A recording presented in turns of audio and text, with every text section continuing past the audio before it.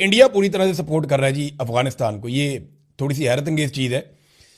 तालिबान जो इंडिया के दुश्मन हुआ करते थे और इंडिया इन्हें बहुत नफरत करता था, इस वक्त इंडियन मीडिया, इंडिया के लोग वो भरपूर सपोर्ट कर रहे हैं अफगान तालिबान को पाकिस्तान के मुकाबले में। और पाकिस्तान जिनका एसेट हुआ करते थे ये तालिबान, आज पाकिस्तान जो है वो उन्हीं तालिबान के साथ लड़ रहा है। ये तालिबान 20 साल लड़ाई लड़के इन्होंने नेटो फोर्सेस को यहाँ से निकलने पर मजबूर किया। उसके बाद पाकिस्तान इस हुकूमत के साथ ताल्लुकात बना सकता था जैसे इंडिया ने बनाए, लेकिन वो मामला खटाई में चला गया। पाकिस्तान के अपने बड़े मसाइल चल रहे थे, रजीम चेंज ऑपरेशन और ये और वो। बहरहाल इंडिया जो है वो पूरी ताकत से इस वक्त सपोर्ट कर रहा है। पाकिस्तान के खिलाफ कोई भी आएगा इंडिया सपोर्ट ही करेगा, और इंडिया से और उम्मीद आप क्या कर सकते हैं। अब इंडिया के कई लोग ये कह रहे हैं जनाब फौरी तौर पे, वो मैं पढ़ रहा था सोशल मीडिया पे, इनको तेजास दे दिए जाएं, इनको जो है राफेल दे दिए जाएं, इनको जो है वो SU-30 दे दिए जाएं। तो भाई आप ही लड़ दो आके। यानी तालिबान को ये चलाने कहाँ से आएंगे, ये तो तुम्हारे पायलट चलाते हैं। पिछली दफ़ा भी आपने लड़ाई कर दी थी, आप फिर लड़ाई कर ले। तो लड़ाई है ना, उसका नतीजा जो भी हो आपको एंड में टेबल पे बैठना पड़ता है। तो ये पाकिस्तान को और अफगानिस्तान को भी मामला बैठकर टेबल पे हल करना पड़ेगा। मैं एक चीज़ आपको क्लियर कर दूं, देखें ये दो मुसलमान मुल्कों के बीच में लड़ाई है और दोनों लोग जो हैं वो कलमा गो हैं और दोनों अल्लाह का नाम लेकर लड़ रहे हैं। दोनों ने जो है वो कुरान पाक की आयत भी पोस्ट की हैं, उसके बाद उन्होंने लड़ाई लड़ी है। तो दोनों तरफ से जो लोग इस जांबाज होंगे दोनों को शहीद भी कहेंगे, वहाँ की हुकूमत भी कहेगी, यहाँ की हुकूमत भी कहेगी। तो इसके अंदर जो है वो मुसलमानों का नुकसान है। दो मुसलमान मुल्क आपस में लड़ रहे हैं और जो दुश्मन है वो तो खुश होंगे कि ठीक है, अच्छा हुआ ये आपस में लड़के मरे। देखें ना, जो तमाशा देखने वाले हैं वो तो हज़ारों मील दूर बैठ के तमाशा देख रहे हैं। तो ये अफगानिस्तान की और पाकिस्तान की दोनों की ये रिस्पॉन्सिबिलिटी थी कि ये दहशतगर्दी को ख़त्म करने के लिए मिलकर कोऑर्डिनेशन के साथ काम करते। दहशतगर्दी पाकिस्तान में बहुत ज़्यादा बढ़ रही है, अफगानिस्तान में भी वाक़यात होते हैं। अगर दोनों ममालिक कोऑर्डिनेशन के साथ चलें, मिलकर एक हिकमत अमली बनाएं और आपस में ना लड़ें और दहशतगर्दों से लड़ें, तो ये दहशतगर्दी को ख़त्म कर सकते हैं और एक दूसरे की मदद करके एक दूसरे की इकॉनमी को ऊपर ला सकते हैं। दोनों के अवाम तरक्की कर सकते हैं। लेकिन मुझे पॉजिटिविटी नज़र नहीं आ रही, क्योंकि देखें ना, अमेरिका के मफादात कुछ और हैं, भारत के मफादात कुछ और हैं, तालिबान के मफादात कुछ और हैं, पाकिस्तान की मिलिट्री एस्टेब्लिशमेंट जो है वो कुछ और सोचती है। तो ये लड़ाइयाँ चलती रहती हैं इस तरह। नाज़रीन, पाकिस्तान तहरीक इंसाफ का स्टेटमेंट आप सुन लीजिए, क्योंकि कल पाकिस्तान तहरीक इंसाफ को गद्दार भी करार देना है सबने मिलकर, और ये सारी पॉलिटिकल पार्टीज बहुत जल्दी ये कहेंगे कि पाकिस्तान तहरीक इंसाफ गद्दार है और पाकिस्तान तहरीक इंसाफ ने जो है वो गद्दारी की है। और इस दफ़ा ये जाके तालिबान के साथ खड़े हो गए, पहले ये जाके इंडिया के साथ खड़े हो गए। तो तहरीक इंसाफ जो है वो बड़े सियाणे हैं, उन सब ने स्टेटमेंट दे दिया। देखिए ना, एमल वली खान ने जंग के खिलाफ स्टेटमेंट दिया, उन्होंने कोई किसी किस्म का जज्बाती स्टेटमेंट नहीं दिया। फजलुर रहमान साहब की पार्टी ने जंग के खिलाफ स्टेटमेंट दिया, हाफिज अब्दुल्ला ने किसी किस्म का कोई जज्बाती स्टेटमेंट नहीं दिया। लेकिन पाकिस्तान तहरीक इंसाफ ने फौरी तौर पर जो स्टेटमेंट दिया मैं आपको बता देता हूँ। पाकिस्तान के खिलाफ अफगानिस्तान की इश्तियाल अंगेजी का भरपूर जवाब दिया जाएगा। अफगान तालिबान रजीम ने पाकिस्तानी सरहद पर बिला इश्तियाल हमले किए हैं। जवाब में पाकिस्तान ने अफगान तालिबान रजीम के खिलाफ ऑपरेशन गज़बुल हक का आगाज कर दिया है और दुश्मन की बिला इश्तियाल जारहियत के खिलाफ सिक्योरिटी फोर्सेज सरहदों पर मौसर जवाब दे रही हैं। और जनाब ये PTI के चेयरमैन ने भी स्टेटमेंट दिया, बाकी लोगों ने भी स्टेटमेंट दिया। तो पाकिस्तान तहरीक इंसाफ तो जनाब इसके ऊपर अब भी अगर किसी ने पाकिस्तान तहरीक इंसाफ पे इल्ज़ाम लगाया ना कि जनाब लड़ाई हो रही थी तो ये जाके मुल्क के दुश्मनों के साथ खड़े हो गए, तो उसकी चंगी लितरॉल बनती है और अच्छी खासी लितरॉल उनकी होनी चाहिए। वैसे पाकिस्तान की जो एस्टेब्लिशमेंट है उसको ये सोचना चाहिए कि जो आम पाकिस्तानी है वो उस शिद्दत के साथ सामने क्यों नहीं आता। देखिए, इंडिया के साथ लड़ाई होती है तो फिर तो मामला ही बिल्कुल उलट जाता है ना। लेकिन पाकिस्तानियों के साथ जुल्म और बर्बरियत बंद की जाए। अब ये जो एक फासला पाकिस्तानियों के बीच में पैदा हो गया है वो ख़त्म करें। बाहर लड़ने के लिए बहुत लड़ाइयाँ हैं, आपको दहशतगर्दों से लड़ना है, आपको इंतहा पसंदी से लड़ना है, आपको बेशुमार और मसाइल हैं। पाकिस्तान के सियासतदानों की बहुत सारी जिम्मेदारियाँ हैं, उन्होंने गुर्बत ख़त्म करनी है, बेरोज़गारी ख़त्म करनी है पाकिस्तान के अंदर। ये सियासतदानों के काम है, फ़ौजियों के नहीं है। लिहाजा अपने अपने काम करें और ये नफरत की फ़िज़ा ख़त्म करें ताकि पाकिस्तान एक नॉर्मल मुल्क की तरह आगे बढ़ सके। वरना ये एक वक्त ऐसा आ जाएगा कि लड़ाइयाँ शड़ाइयाँ चलती रहेंगी, अवाम को इससे सरोकार ही कोई नहीं हुआ करेगा, अवाम इस पर तवज्जो ही नहीं दिया करेगा। और ये दोनों मुसलमान मुल्क जितना मर्जी लड़ लें, इनको एक दिन टेबल पे बैठना पड़ेगा और बैठ के मसला हल करना पड़ेगा। तो वक्त से पहले ही दोनों समझ जाएं तो अच्छी बात है। रवायती जंग में कभी भी अफगानिस्तान पाकिस्तान का मुकाबला नहीं कर सकता, और पाकिस्तान एक गरीब मुल्क है, वो बढ़ती हुई दहशतगर्दी का भी मुकाबला नहीं कर सकता। लिहाजा दोनों के मफाद में नहीं है, दोनों को कुछ ना कुछ करके इसका हल निकालना चाहिए। यही अक्लमंदी है। बहरहाल जज्बाती बातें आप जितनी मर्जी कर लें। नाज़रीन, फौरी तौर पे कराची में, लाहौर में, वफाकी दारुल हुकूमत में और अहम जगहों पे जो है वो सिक्योरिटी हाई अलर्ट कर दी गई है, क्योंकि दहशतगर्दी का खतरा है और इस किस्म के खदशात हैं कि खुदा न खास्ता दहशतगर्दी के वाक़यात बढ़ सकते हैं पाकिस्तान में। भारत ऐसी सूरत हाल से हमेशा फ़ायदा उठाता है, हो सकता है वो फ़ायदा उठाने की कोशिश करे, लिहाजा ज़्यादा विजिलेंट रहना पड़ेगा। पाकिस्तान की पुलिस को अहम किरदार अब अदा करना पड़ेगा। नाज़रीन, ईरान और अमेरिका के बीच में भी एक पंगा चल रहा है। अच्छा, पाकिस्तान के अंदर ना हम एक और फिरकों में भी बटे हुए हैं। एक फिरका बड़ा खुश होता है हम अफगानिस्तान से लड़ते हैं तो, दूसरा फिरका बड़ा खुश होता है हम ईरान से लड़ पड़े तो।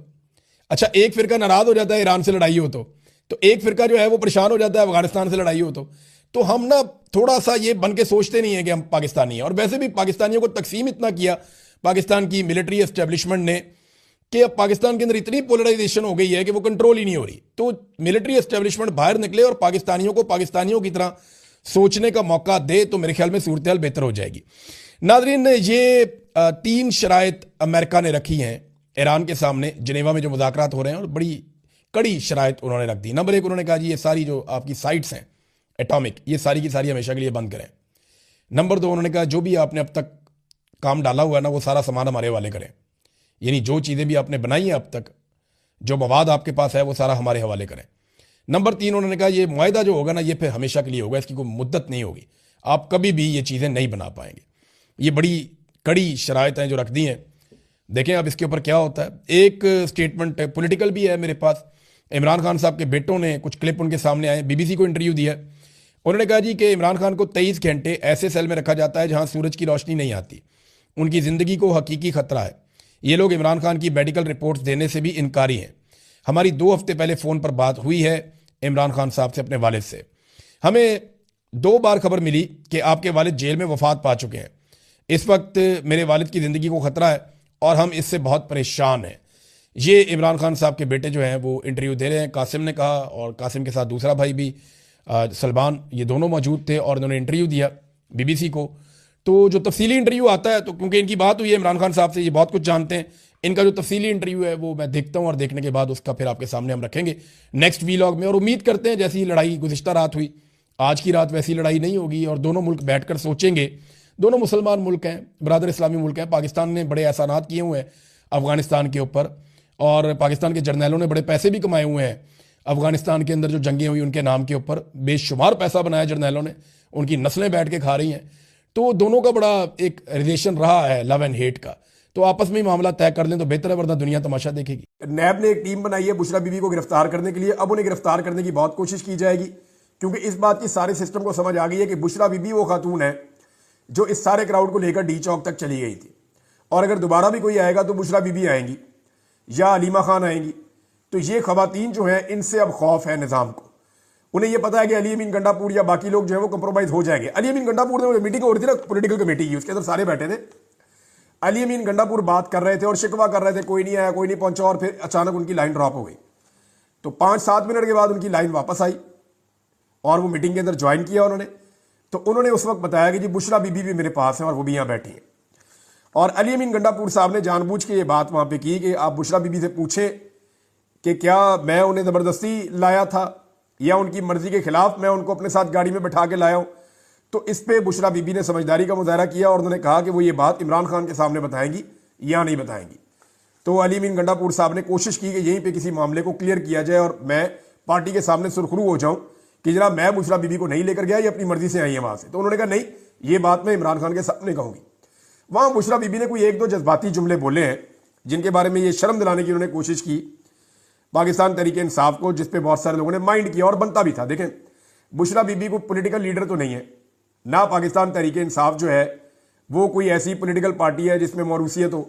अब उनका, पाकिस्तान तहरीक इंसाफ के लोगों का ये कहना है कि उनका नहीं बनता था कि वो पार्टी की बात पुरस करें या लोगों को डांटे। पार्टी जवाब दे बुशरा बीबी को नहीं है, पार्टी जवाब दे इमरान खान साहब को है। हाँ, ये पार्टी ने एडमिट किया कि जनाब हमसे गलती हुई, हम नहीं पहुंच पाए, हमने बड़ी कोशिश की, लेकिन इतना जबरदस्त कर्फ्यू था पंजाब में कि हमको रुकावटें नहीं तोड़ पाए। इसके बारे में सबने अपनी अपनी वजह भी पेश की है, सबने अपनी अपनी बातें बताई कि जनाब मैं बेड़ियां क्रॉस कर रहा था, तो मैं दरिया क्रॉस कर रहा था, तो मैं सड़कों पे चल रहा था, तो मैं रास्ते बदल रहा था, सबने अपनी अपनी कहानी सुनाई। चंद लोगों के अलावा किसी ने भी इतनी एफर्ट नहीं की है। अब नाजरीन, पाकिस्तान तहरीक इंसाफ के हवाले से ना मीडिया को भी इंस्ट्रक्शन है, हुकूमत को भी इंस्ट्रक्शन है, और सबको यह कहा गया है कि 26 तारीख को रात को जो भी सानिया हुआ उसके ऊपर बात नहीं होनी चाहिए, उसके ऊपर फोकस नहीं होना चाहिए।